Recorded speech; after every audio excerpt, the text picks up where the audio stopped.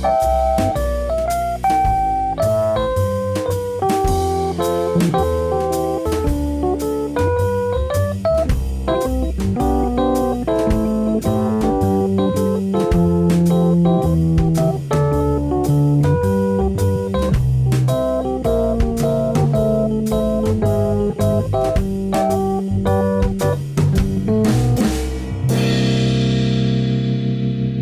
Marino Show.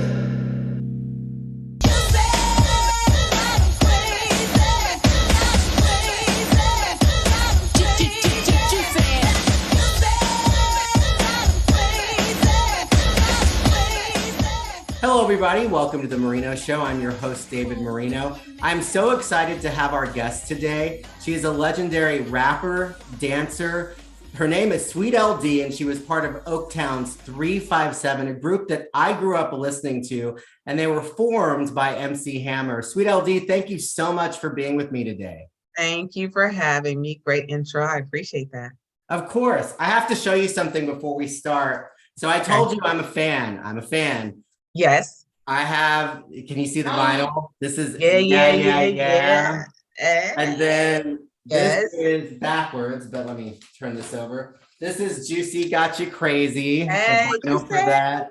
Yes. I And just then, talked to me too. One of my favorites, We Like Wild It. and Loose. We like it. Yes. Yeah. Yeah. And I have your albums. They're actually at my mom's on tape. Wild and Loose and Fully Loaded. So I just have to tell you that, you know, I appreciate everything that you all put out. Your music was so good and still is so good. So thank you, because I really feel like you made, you were inspirational, probably especially to women in the rap community and up and comers. So you definitely made a mark, and I appreciate that as a music listener. So I wanted to thank you so much. I appreciate that, because we never, we didn't know if we were inspiring people. We didn't know if they were going to like the music. We had no idea. And I guess that's the way we kind of approached it. It's like, we don't know if this is going to work or not, but let's have a good time. You know what I mean? And let's do our best. So yeah, we're grateful that when people hear our music, they still love to dance to it. Yeah. So how did you get started in Oaktown's 357? You were originally a dancer, right? For MC Hammer? Yeah, I guess that's the best way to explain it. It was really organic, I think is the word people usually use when things just kind of come together. But it was not our intention to be quote unquote dancers for Hammer. He was not MC Hammer. There was no MC Hammer in the posse. That all kind of evolved as we came together. So I met him in a club, and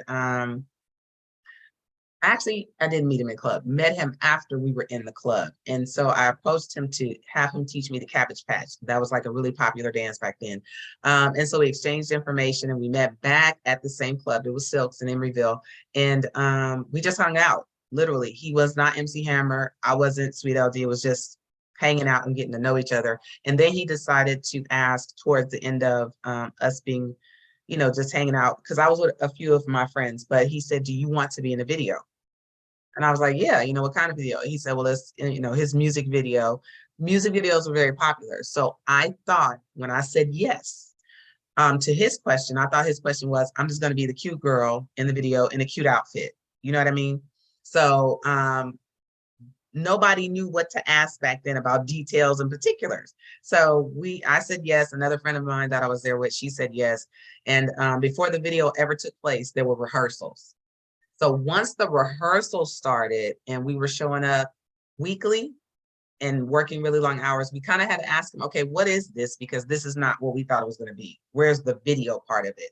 And then that's when he explained what he was interested in, getting into the music industry. He was a rap artist. He had come from the Holy Ghost Boy, which was a Christian rap persona he had, to Hammer. He's going to be MC Hammer now. He wanted us to be the posse, so we would be MC Hammer and the posse.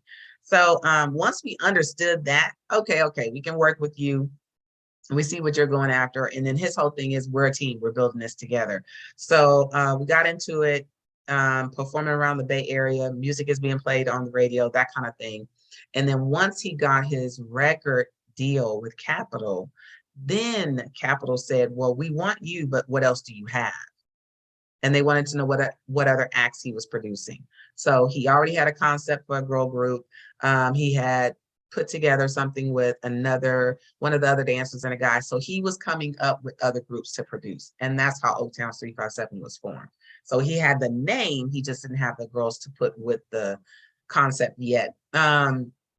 He was auditioning women and didn't quite have what he wanted, what he was looking for. Lil P, she was fooling around on the mic. He was like, okay, yeah, I can work with her. She didn't want to be a solo artist. She said, I'll do it if Tabitha and Dewana do it. And I'm Dewana. So, once we all agreed to it, we became Oaktown 357. So that's how that happened. Very organically, but weird. I say weird, but yeah. Because you were really, your background was dancing, right? And didn't you end up choreographing like the dancing for, MC Hammer? We all did. That was the thing, is that we all, when the rehearsal started, it wasn't just MC Hammer choreographing, it was all of us. So myself, Lil P, Terrible T, and Ace, we all contributed to the choreography. Once we separated and he had new dancers, now we're working on the choreography for Oaktown 357. So we were all a part of it. And again, it was very organic. We danced naturally, that's just what we did. I was a cheerleader in high school, very much interested in dance, but I didn't study it seriously. And this was the first serious break I had, which was not even intentional. It was just happenstance, but it was a good one. So when you did get into the music industry, I'm sure all of that was unexpected, as you said, but also very new to you. Yes. What was it like initially, doing the record, your first album, Wild and Loose, and putting that together? Was it an exciting time for you? What was it like, just that initial push into the music industry? It was nerve-wracking because we didn't know what to expect. Again, this was something that Capitol really wanted to have come from MC Hammer. And he pushed himself to see what else he could do. Now he's pulling us into that beyond just being cute girls in the video, or now his background dancers. Now we're in the forefront. So there's music that is required. There's producers that he had already worked with, which was James Early, Felton Pilot. They helped him. The two DJs, Lone Mixer and DJ Redeem, everybody's pulling in and putting their talents together to create this music. So we were able to contribute lyrically because I write poetry. So some of that was pulled in. But it was just, where is this going? Like, honestly, I literally said yes to be in a video. Now I'm in the studio recording to create an album. So where is this going? But we're having a good time because he didn't make it, it was all work, it was all seriousness, but then there were some good times in there too, where you're having to laugh at yourself, learning how to record in a studio, how to be on the microphone, how to project, or the rhythm of the words. All of this stuff was all new to us, but yeah, exciting and nerve-wracking, and just a welcome opportunity as well. Yeah. So Yeah came out, which hit. Yes. Party jumping off on a Thursday night. Lil P, LD and T's to the ride. The bass is booming and the crowd is loud. We're about to tell them who off. Yeah, Oaktown. And then you had Straight at You. Yeah. When Yeah was the first one that I heard from you growing up. But I'll tell you, I feel like when you guys really just blew up was Juicy Got You Crazy. It was. I have to tell you, I love the video. I love all of it, even to this day, the red outfits, Yes. I felt like you all you went really hard on the dancing, but it was so iconic. I mean, that video and just Juicy Got You Crazy, did you feel that shift where, people do know who we are now, and that sort of, to me, catapulted you? I think for us, our attitude is we're gonna make them see us. So yeah, we were sexy, it was fun, it was flirty. We had a little attitude, but not much, just really cute. And pretty cutesy because of the props and stuff that we had in Yeah. But when it came to Juicy, I think the attitude with the lyrics, the choreography, and then the outfits, and then we changed it. It had to be re-recorded because initially we did it with Lil P, and Lil P left. So by the time we re-recorded it, it now has Angie B on, Angie B singing on the hook, and she just brought a different vibe. So that whole energy changed the dynamic of the video once we did it. So I felt like at that point, they don't just see us as dancers, now they can hear us, you know what I mean, as artists, as rappers, or female MCs, whatever you want to call it. So I thought it was credible enough to put us on the map in hip hop. And it did. It did in a really, really good way. Nobody has forgotten that song. And to this day, you know, we're talking 2022, 2023, we're still getting compared or put in the same likeness as WAP from Cardi B. And so even though I understand the comparison, when I listen to Cardi B, I'm just like, she's a little bit more risque. She pushed that envelope, you know, and where we were kind of tapping the envelope a little bit, but Cardi B was like, nah, I'm gonna send this over the top. So I like that they see the similarities. But yeah, I think Juicy did that for us. I'm so glad you drew that comparison because I actually told a friend that for real that I said they were the original, like the original WAP was Juicy Got You Crazy. Yes, and yes. I agree with you that while it wasn't as risque as Right. Cardi B and Megan, Right. it definitely for the time was. I think it was. I think it was. And people, again, this was our introduction to being very sassy, sarcastic, you know, just womanish, because we're telling you guys how, you know, we got it like that and we got him tripping. Juicy got him crazy. But for that time, even though we were saying it, we didn't think about the little girls that might be singing those songs as well in the talent shows or at church. So when people tell me now that that's what they were doing, I was like, oh my Lord of mercy. Like, because it was for that time in the 80s, it was. But yeah, when you listen to Cardi B and Megan Thee Stallion, boy, they took it to a different level. You know what I'm saying? So yeah, we didn't know.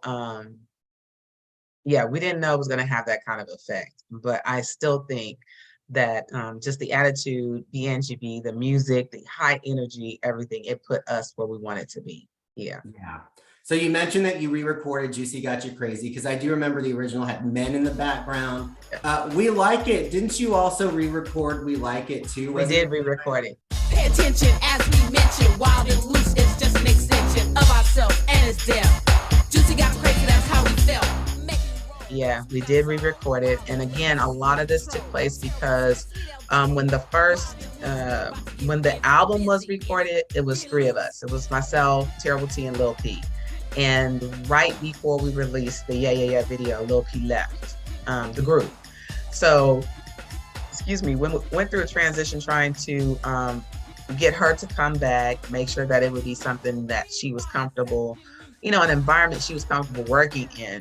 But it was just enough for her. That was it. So we did not have time when it came to Yeah Yeah Yeah to re-record it. So Hammer ended up adding a couple of girls when the video was released to kind of replace the sound of Lil P. It didn't work. And so after that, there had to be a decision of whether we were going to continue and how we would continue. And so once we decided that Terrible T and I would make sure we could carry this on, okay, we have to record everything, re-record everything, and re-release it, you know. And then Capital was on board with that. It was good. So yeah, that's what happened with that. But, you know, I think they sound even better. Juicy Got You Crazy. It just became more of a female empowerment song. Yes, Wasn't that before to me? It wasn't. Honestly, it was not. And that's a good point. And I believe the music even sounded better. You know what I mean? So part of it, there was a rush. There was a rush to production. There was a rush to completion when we got the assignment to go and record the first album. But after having to redo it, just because of the dynamics of what the group became, the music sounded better to me. I think we had more time, you know what I mean? because now we needed it to be right for different reasons. So it did. It sounded much better than the original to me. Yeah. And so then the last single from that album was We Like It, which again had a great video as well. Love it. Yes, yes, yes. One of my all-time favorites. Not just because of how they redid the music or me and Tabitha, you know, going into the studio and redoing the lyrics. It wasn't just that, it was the choreography. So when it came time to do the video, and we now have, you know, our own background dancers and so on and so forth, I don't even know how to tell you how we came up with that choreography. I have no idea, but it was fun. It was amazing and it was fun. And then to see the different parts, how we did it. We split each other, you know, we split in a group, and, you know, this group's doing one thing and we're responding to that. So it's like an internal battle with the group. It was just, I don't know how we came up with it, but it was amazing. So that's one of my favorite videos. That one and Turn It Up are one of my favorites when it comes to choreography. Yeah. Well, the dancing was very intricate and we liked Yes. it. How long did it take you to come up with a dance routine like that for that video? Did you have to do it really quick? I can't say we had to do it really quickly, but you always know when the video is supposed to be filmed, you know, when that production date goes, is scheduled. So we work within that time frame. So if they told us a month from now, okay, we got a month, but that's every day. That's every day we're working up to that point to come up with a concept, to figure it out, and then feel it through, you know, what we're gonna do. So we were all on board, which means it was myself, Terrible T, and all of the dancers. I think there was 5 of them. Yeah. So every last person had to work on that and figure out how we wanted it to be. I don't think it was a quick creation. I just don't remember how long it took, but yeah, once we got into it, it was intense. It was intense. So now heading into your second album, Fully Loaded, was there pressure from the record company after that initial success? And what was the process heading into the recording of that album? Because it was different. It was very different. You had Turn It Up. Yes. It's Not Your Money, Honey. Honey. I mean, yeah. It was a different sound from what you had done before, which is what you want, I would imagine, as an artist. Yes, yes, yes. Here's the thing. When it came to whatever Oaktown 357 had to do, on one hand, the unfortunate part was we were never really at the table where these decisions were being made, where the discussion was being had, where there was a long conversation of what direction we want the ladies to go in, da da da da da. We would get it piecemeal. So it would be MC Hammer and Louis Burrell in the meetings, and then whoever else they had working with Oaktown 357 in the meetings with Capitol. And so that discussion, well, we want the girls to do blah, blah, blah. This is what we have as an idea. This is the concept, da, da, da, direction we want to take them in. And so they would have that conversation, and then it would get back to us. Hey, you guys are going into the studio to record your second album. So then there was some creative freedom given as to what were the concepts for the songs, what titles we wanted to call them, what direction we wanted to go in. It happened on the second album, not the first one. Okay. So we understood from the conversation that Capitol really enjoyed us, even meeting us as just who we were. They enjoyed us. They enjoyed our sound. They enjoyed our look. They enjoyed what we had done as far as performing on stage, on tour, and videos and such. We can work with these girls. These girls they've been successful. So we need to take them to the next level. You know what I mean? And I heard later on that there was some pushback between certain people, but Capitol didn't want to hear that. They want, hey, this is the budget. This is where we want them to go. So we had a totally different photo shoot took place. We were all refined and we were looking really good. And, you know, there was all this hair and makeup and clothing. It was crazy. And then we went into the studio with James Early, Felton Pilot, Michael Kelly, Terrence Davis, Treasure Redmond, It was so many people who had different talents of their own.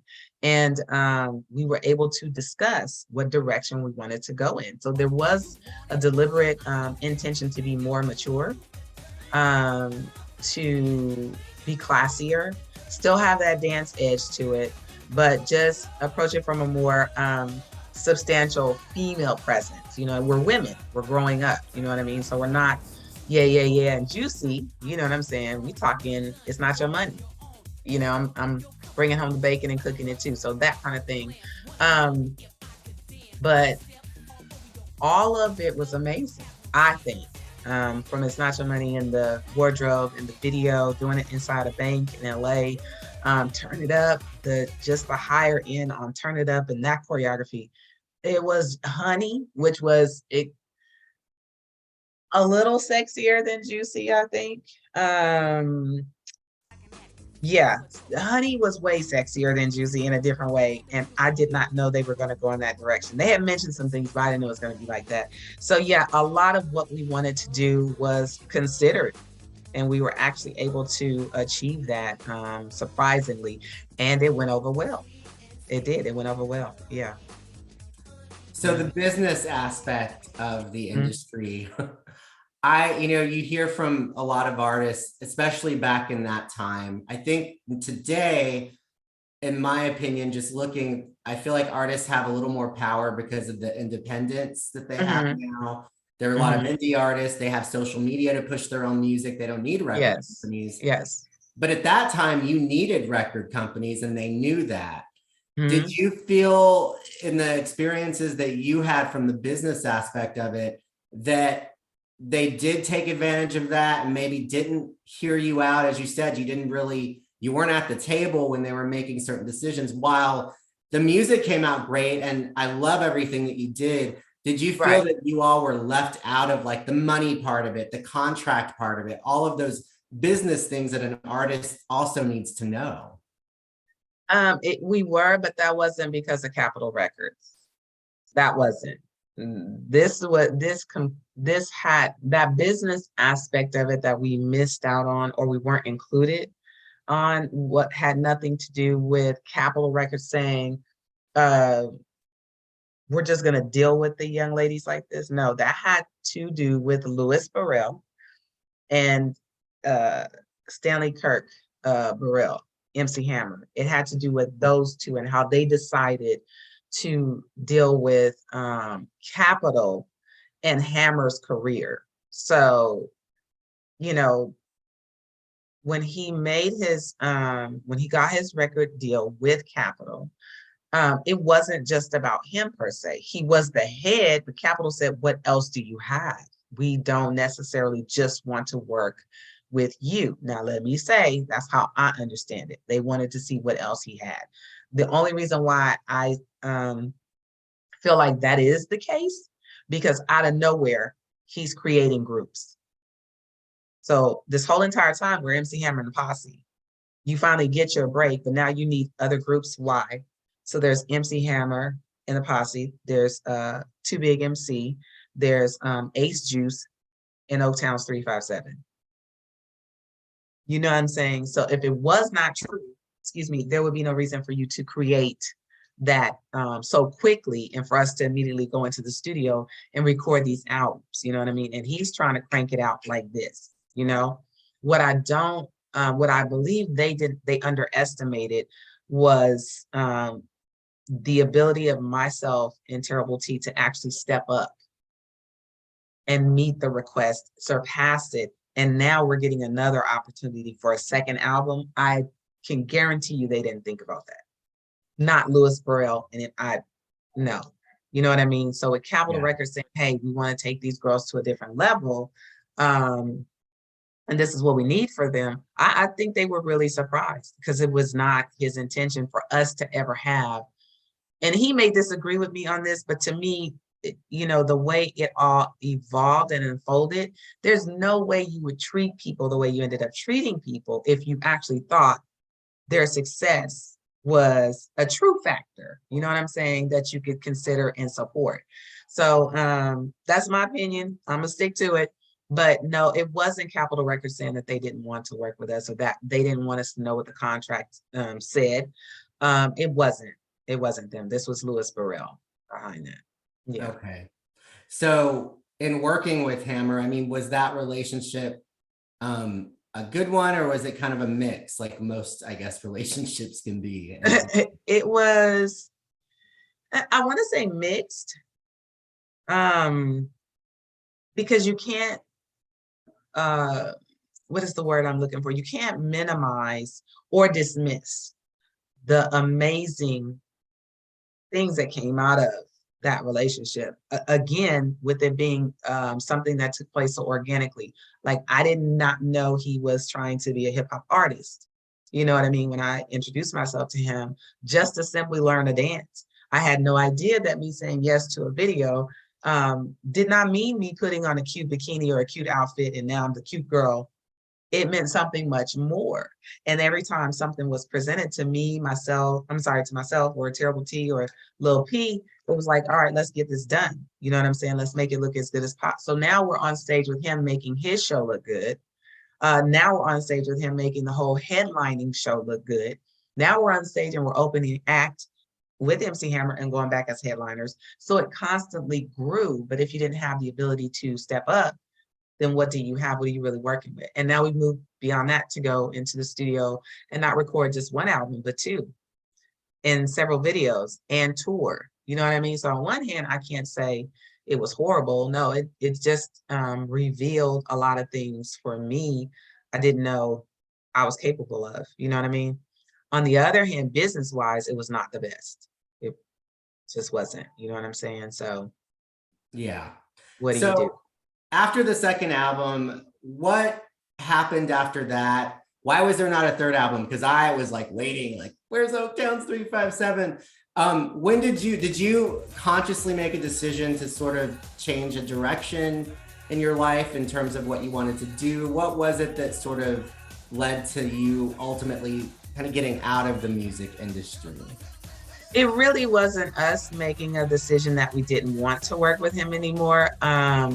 All I can say is something was afoot between Louis Burrell and Capitol Records. So the second album comes out, and we did a tour with that second album, and then we did an EP.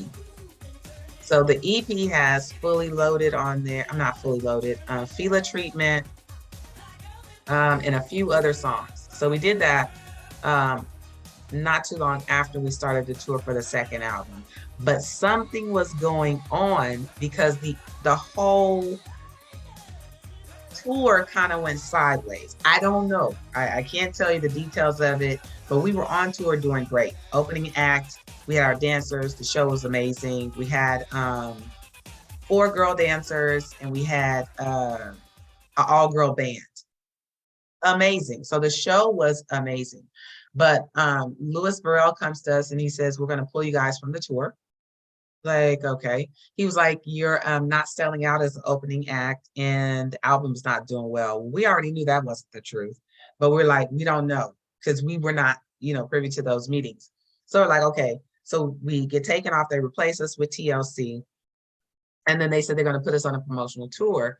That maybe lasted about a month. And then they brought us home and we were home maybe a month or so. And then after that, they let us go.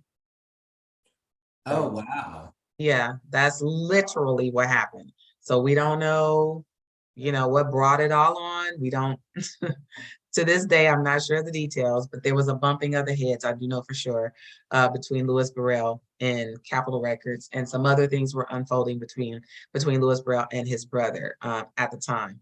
But that's kind of how it happened. So the third album never took place except for the EP.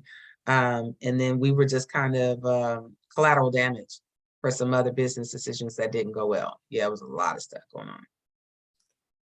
So what was the next move for you? What did you do with your life? I know now we can talk about it more. You're really big into fitness. I love watching your videos, really cool. But how did you sort of move forward after that and find other passions or inspirations?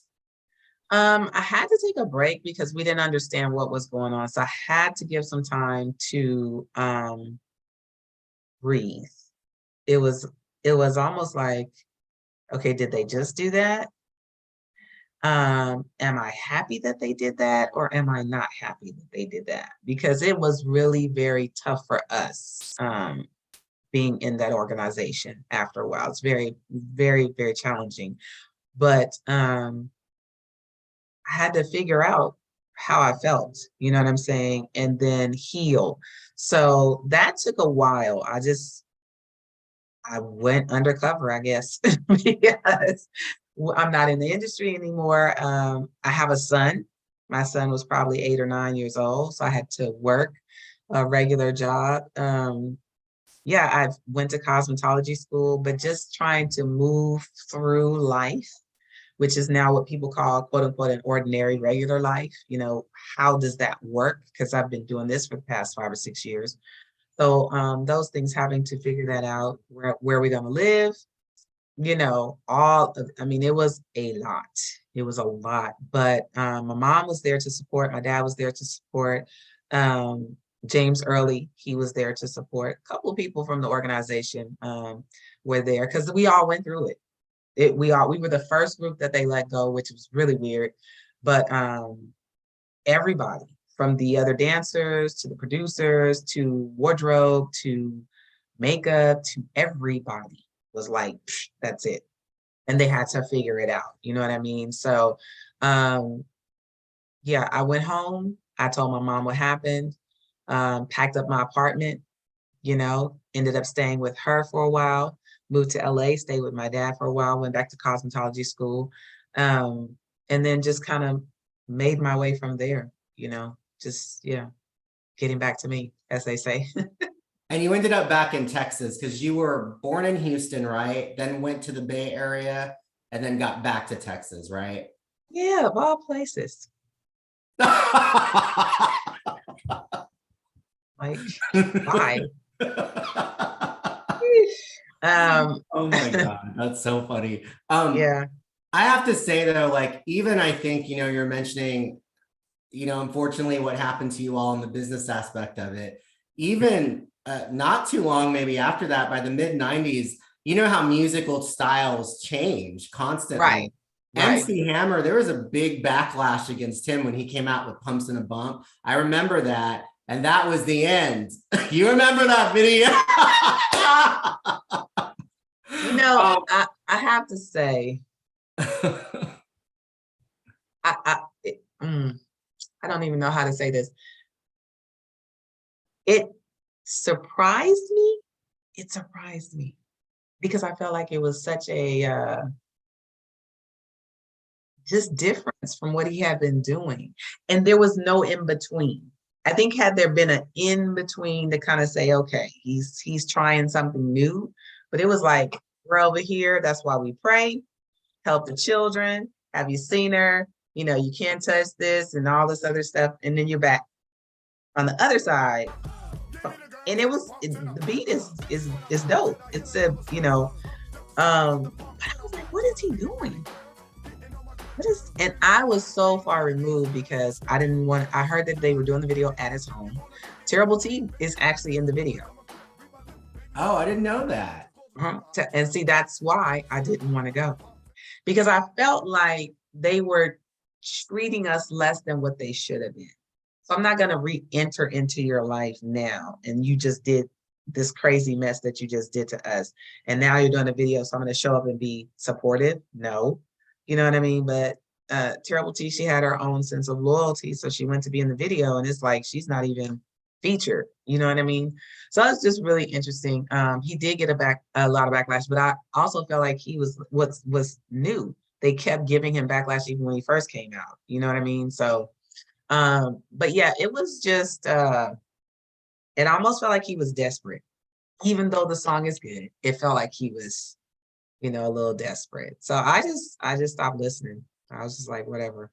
Yeah. He came to LA, I think once, or he came to LA once. I knew that he was going to be there. So I purposely showed up to where the show was going to be.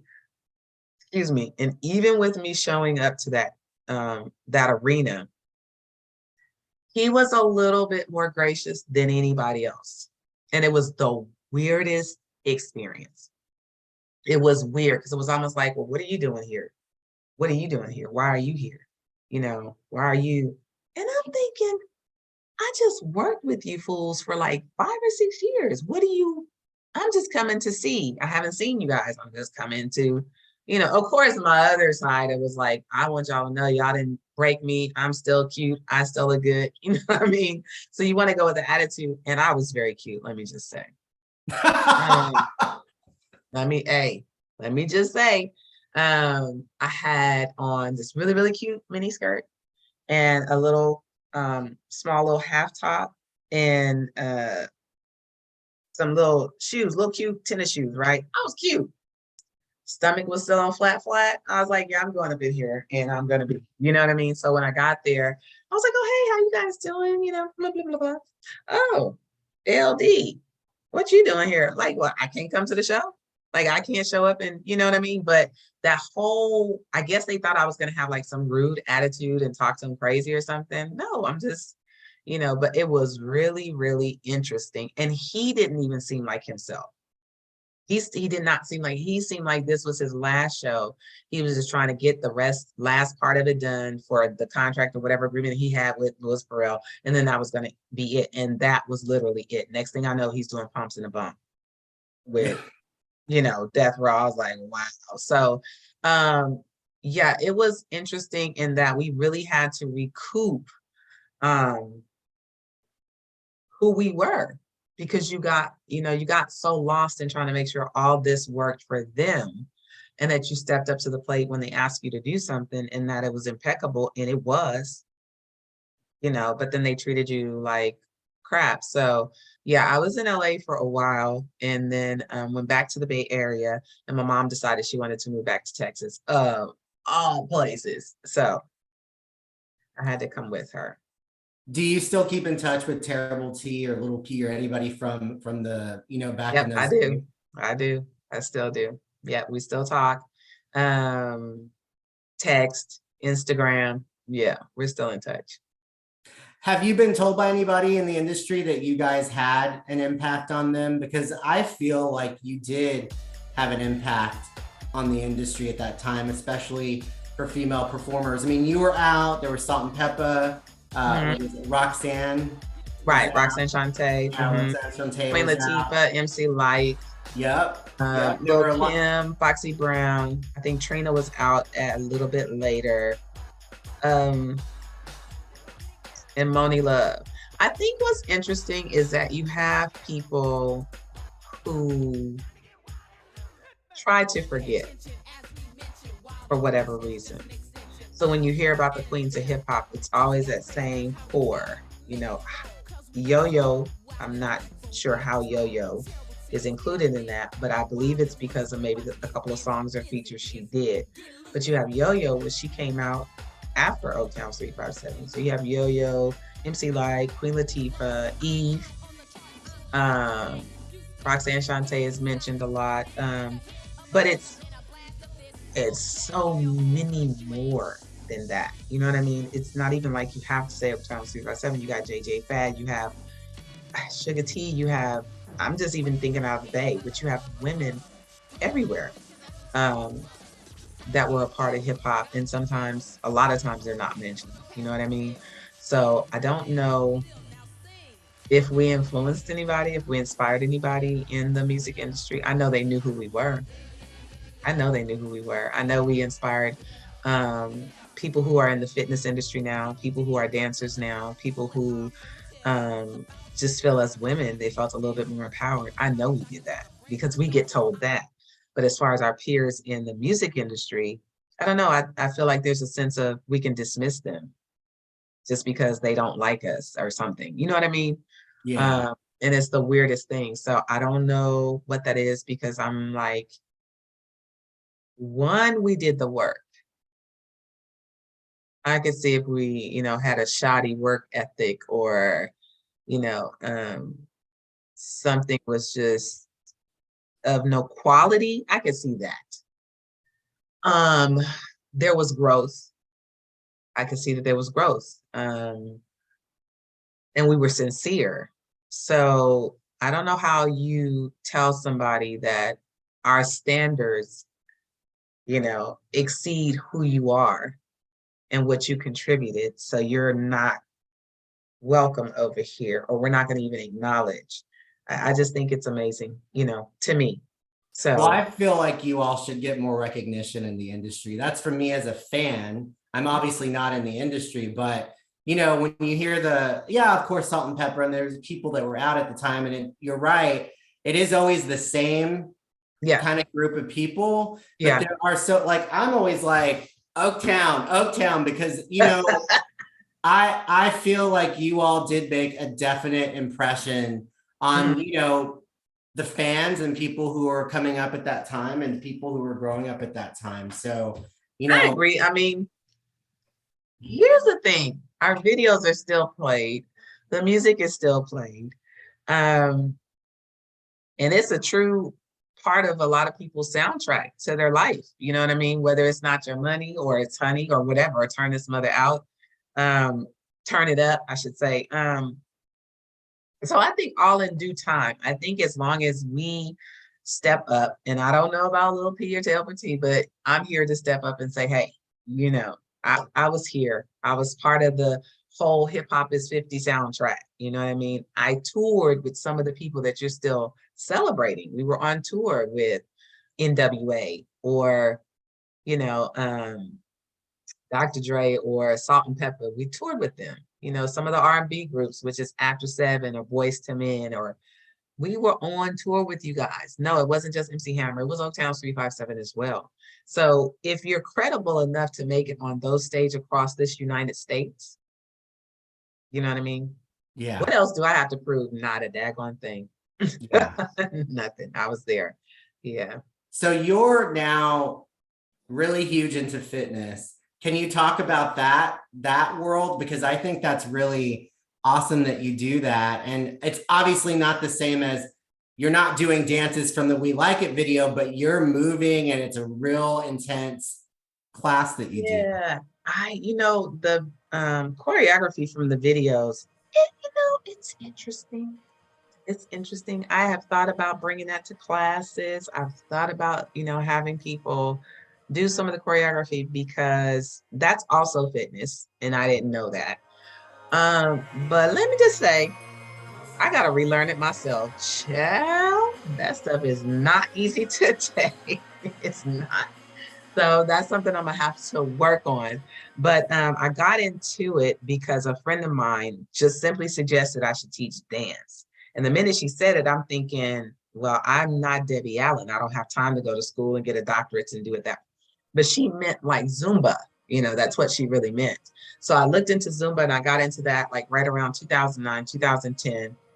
I taught Zumba for a while and then realized they were influenced by us.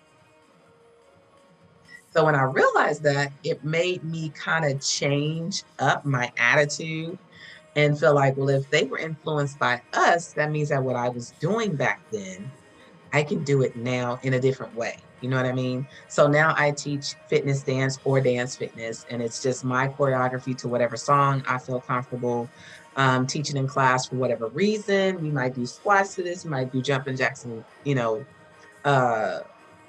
fists or, punches or whatever, or salsa, merengue, cumbia, something hip hop, whatever. So I'll figure it out. But that creative side is what I like to feed now, because fitness dance or dance fitness has been brought into my life in a different way. I had no idea that dance was considered part of fitness. I didn't know that. So when it was brought up, like I said, in 2009, I was like, they're doing Zumba? Like, what is that? You know what I mean? So Zumba's really, really cool, but it didn't feed all of what I felt as a dancer. And so now what I teach is fitness dance or dance fitness. And we just have a good time, period. That's the format. Come and dance and have a good time. We don't have to do salsa. We don't have to do, but I do Afro beats, hip hop, R&B, salsa, merengue, cumbia, just whatever I might feel, So it's been amazing. especially to still be doing it in 2023. I'm still dancing. I taught a class this morning. It was a demo class, and only 15 minutes. I had a good sweat. Everybody loved it. Yeah, so it's been really good to me. I did not know, like I said, that fitness was even as big of an industry as it is, and it continues to grow. You know what I mean? It's really kind of cool how that's even come into my life. But yeah, it's been a blessing. Have you had anybody show up to any of your classes and know who you are, or have a history of Oaktown's 357? Well, kind of. So in the beginning when I came in, I didn't tell anybody what I did because I didn't want people to come to the class thinking they're about to see a concert and that they're going to do that level of choreography in a class. No. And you might be upset because I'm not doing Juicy or I'm not doing, Turn It Up, but I didn't tell anybody what I did. Some kind of way it started to get out. And people started coming up to me, people I worked with, at the Y or whatever gym. And I heard, or somebody told me, I'm like, who told you? Like, who's doing this? You know what I'm saying? I just want to come and teach a class. I don't need y'all looking at me like, oh my God, but it happened. And then what ended up happening is I had to start telling people because there's a certain expectation I felt like I deserved when people encounter you, how they treat you. So I had to start saying something like, I'm not just a fitness instructor. I'm not, and that's not to minimize them, but my experience comes from way back, you know what I mean? And this is going to be a different type of class. And so I had to start telling people. So I share it a little bit more now. There's a friend of mine, Mr. John Hall, but he is adamant about me saying, tell them who you are. He tells me all the time, tell them who you are, let them know who you are. They don't understand where you come from. You got to let them know. So I'm getting better about that. I am, but no, I didn't. Yeah, I kind of purposely tried to avoid that. And so now. I love that though. I mean, what great advice though, because it does give you, like, you can use it for what you're doing with fitness dance. I mean, you come from the dance world, and yes, who better to do that than someone who is a dancer? yes, I mean, yeah, with experience though. I mean, that's another thing. So it doesn't, I don't necessarily have the fitness part of it, but I definitely have that dance experience. And so once I'm bringing the fitness part or understanding what that means as far as fitness, it is a different, type of class. It really is. But if you don't own that, then people kind of minimize you. They do the best they can to try to minimize you. You know what I mean? Yeah. yeah. Mhm. So in terms of performing, would you perform if you were invited to something? I mean, is that something in your life that you would like to continue to do in the future in some capacity? Or are you kind of good? You like, what you're doing with dance fitness? Would you ever want to perform more again, or do anything like recording? I think there's still a lot of creativity left in me. So although I am almost 60. Okay, if you're almost 60, I hope I look like you when I'm about to hit 60, because you do not look like you're almost 60, period. Yes, God is good, let me tell you. With the minimal aches and pains that you probably should get, at this age. But yes, this year I'm looking at 59 and, like I said, almost 60. And I prayerfully, will go beyond that. But I think just, yeah, I mean, there's still a lot of creativity. There's still a lot of energy, youthful energy in me. So if someone says, hey, I want you guys to show up, I'm sure, yeah, I would be there. I would let the ladies know, hey, they invited us. Y'all better figure it out because I'm gonna be there. I will be there. If I have to be by myself, I will. But y'all better figure it out. So yeah, if we're invited, I think that would be like the biggest honor. Why would I say no? All my toes and everything is working. I'm gonna be there. You know what I'm saying? So yeah. I need to bring you back to Austin then. You need to come to Austin and perform. That would be so What y'all got going on in Austin? We would Oh, love to. come We had a on. good time. We had a Yeah. good time. Yeah, we had a good time. I can say Nathan and Benny. Now, Benny, I'm not gonna say your name because I might mess it up, but y'all know who I'm talking about.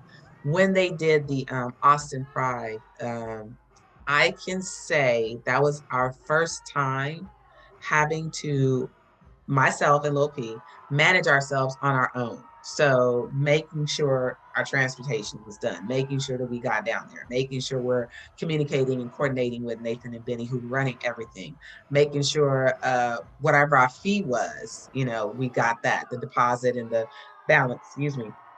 The hotel accommodations, I loved, I loved where they had us stay. And they took us to lunch and they just made sure we were part of the parade. I mean, it was top notch. And I felt good because this was the first time we had performed since the 90s. This was our first time. Wow. This was our first time performing together because I hadn't performed with Lil P in a group. So we had to get together in Houston. She was living in Houston at the time, and we had to rehearse prior. So she's learning everything for the first time. We're having to remember choreography. And the only reason I say for the first time, because like I said, she never performed with us. So even though she knew the song, she's still having to relearn how to actually perform it. So this was a lot of firsts for us back then. And Nathan and Benny were like just top notch, really just amazing. So Austin has always been special to us. We would love to be there. We would. Yeah. So I did see like a video from several years back where you all were recognized. Was it some kind of hip hop awards or what were you recognized with? Can you talk a little about that? Yes, thanks to Shiley Simpson. She had the Underground Girls of Hip Hop Awards in honor. I met her, I can't remember what year it was. I want to say maybe 2012. It might have, I know it was after we did the Austin Pride, but she had an award ceremony where she would acknowledge people who had been in the hip hop industry and then the underground, the new people. And so we had a chance to go to that first one and actually present an award to new and up and coming artists. That was myself and Lil P. And then a couple of years later, she had another one where she wanted to honor us as pioneers of hip hop. So at that time, it was myself and Terrible T because Lil P, quote unquote, had not really been part of it.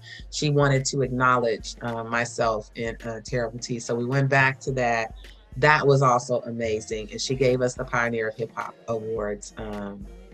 Yeah, that year. So that was pretty dope. I thought that was really honestly dope. So yeah, that's why I said Shiley is in her own right a hip hop artist in LA. She has done a documentary, which I think she just completed it, but she's like one of those people who she finds it. She finds whatever it is she wants to do and she makes it happen. You know what I mean? So that's something I admire about her. Wish I had that hustle a little bit more, but she came up with that award ceremony, show by herself. I think we went to both of them. Maybe she had 3, but we went to the 2 and we really had a good time. So we got that. I still have it. It's beautiful. Terrible T was happy about that. But if you have someone who is on that level acknowledging you, you understand what I'm saying? Yeah. We have peers in this industry and you guys act as if we weren't on the same stage or same, Billboard charts or played on the same playlist on the radio. It's confusing to me. You know what I mean? So yeah, but we got that. So I know we out there. I know they know who we are. People do. I mean, people still, I told one of my friends I was interviewing you, she's like, oh my God, Juicy got you crazy. I love that. Like, I mean, people remember and they love it, And I think there's something, especially as fans, as we get older, as people get older, we kind of gravitate to our, what we listened to growing up, because that reminds us of a certain time. It's nostalgic, but it's also, it brings up great memories for most of us. And so that's for me why I listen to current things, but I also love, most of my stuff now is stuff I listened to growing up just because I like it better. than a lot of the stuff that's out now, which makes me sound old. But No, I know exactly what you mean. It's almost like you get a twofer. You get a great memory, you know, the nostalgia of it, but then you also get the quality. You know what I'm saying? There's a different quality of the music back then. But what's funny is I have an 18-year-old and he's really into music in that he loves to listen to any and everything. And so we were in the car the other night and he was playing his Spotify playlist and we were just listening to it. And Janae comes on. And I'm like, what do you know about Janae? Did I tell you about Janae? He was like, no, I've just been listening. Okay. So he listens to Michael Jackson. He listens to jazz. He listens to a lot of music that I listened to when I was growing up. I didn't introduce him to everything because I don't know. It's almost like this music that's popular now just kind of came out of nowhere. That's kind of how I feel. It just came out of nowhere and it's just there. And it's kind of, you know, it's kind of one of those things. So I guess maybe I was busy being a mom or something or a wife and I just didn't have my ear to what was going on. So I missed where this transition came in. But what I like to listen to, he's picked up on it on his own, you know. So I mean, who is it? Bobby Humphreys, I think it is, jazz artist. Just a lot of people I'm surprised he's picked up on, you know, and he listens to on his own. But it's that kind of music, like I said, it feels like it has more substance. It just feels different. Quality is different. Everything is just different. So he listens to that more than he listens to Lil Uzi Vert or, you know, it's a little bit different. You know what I mean? So I get it. I just feel like I grew up on Prince, but I also grew up on Graham Central Station or Frankie Beverly and Mays. I listened to Gladys Knight, you know, Shaka Khan. That's who I grew up on. You know, that was, who is it? Barry White. You know, that's James Brown. That's who I listened to. My mom and them always had music playing. So today, to be where we are, I try to take him back to that when I remember, you know, and he might play something that triggers me. Like the other day, he played Bloodstone, Take to the Sky on a Natural High. Like, who plays that at 18? Yeah. Like, I said, boy, what do you know about that? And he was like, we heard this other. I said, oh my goodness. So there's so much we can teach them from what we were exposed to. And then I have a different little flavor because I was caught up in some music too.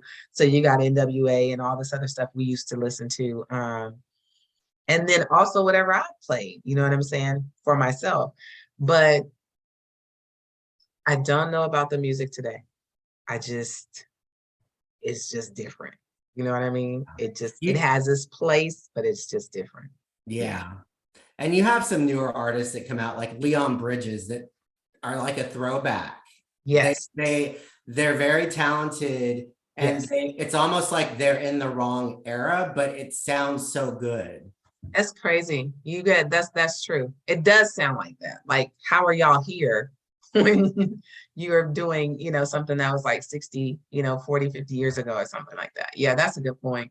But I'm glad they're here because they had that influence. You know? Right. And that's what I was going to say. I also feel like the younger artists that are more interested in other artists that were before their time, they then bring the younger people into that older music because they're like, I was inspired by this, and then people start listening to it. The younger people. Yeah. Stevie Wonder is one that I think Sadiq Stillwell, I said his name, my son, my youngest son. I think that's somebody he really needs to check out as well. But I think you have a good point. They kind of bridge that gap because they are of, you know, the 2000s, but now they're sounding like somebody, you know, back in the 40s or the 50s. So yeah, but listen, when Cardi B can do what she does, and I can still get a little sweat on, you know, dancing to her, even though she fast. Oh my God, that child fast.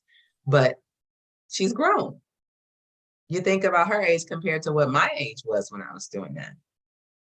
Cardi's grown. You know, she's right there with me. I was 20, I want to say 25, 26, 27. And I think she was around the same age. You know what I mean? So she looks like a teenager, made up saying these things, but that's a grown woman. You know, we have to remember that. You know what I'm saying? Because Right. I call her fast in a minute. But yeah, when you have Megan Thee Stallion and Cardi and they're doing their thing and they being womanish about it, you know, like I can still dance to this a little bit. Ooh, And you're that's what like, she and y'all are the OGs though with that. I still feel Yeah. there's got to be some discussion about, I have to believe that when WAP was created, that Mhm. there was some history that was looked at from the past at what other female artists have done, because they're so close, but in a different, like we talked earlier, I don't know Yeah. how you could say that wasn't inspired to some extent by what you did with that song. I just can't. That's possible. I hadn't even thought about that. That's definitely possible. Yeah. That's definitely possible. If somebody has that frame of reference, you know what I mean? So all these years after being in the industry and everything that you've gone through, the ups and the downs, what would be something that you'd say that you learned out of all of it that you carry with you today? Wow, that's a good question.